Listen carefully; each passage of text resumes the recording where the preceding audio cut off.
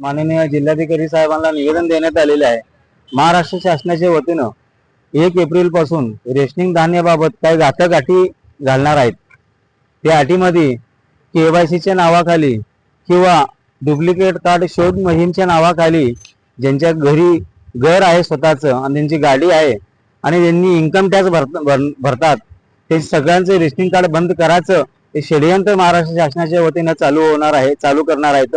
त्याला आम्ही सक्त विरोध करण्यासाठी आज सोलापूर शहर रेशनिंग कार्ड धारक संघटनेच्या वतीनं माननीय जिल्हाधिकाऱ्यांना आम्ही निवेदन देण्यात आलेले की हा नियम ताबडतोब रद्द करण्यात यावा, अन्यथा महाराष्ट्रभर आम्ही आंदोलन केल्याशिवाय राहणार नाही आहे।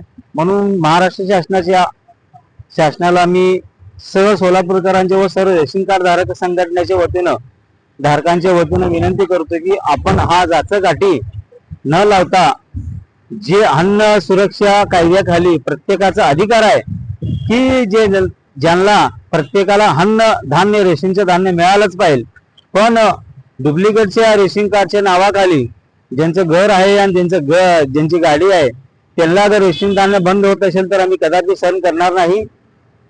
लवकरात लवकर हे नियम रद्द करून सर्वांना सरसकट रेशनचं धान्य चालू करावे अशी आमची सोलापूर शहर रेशनिंग कार्ड धारक संघटनेच्या वतीनं नम्र विनंती आहे।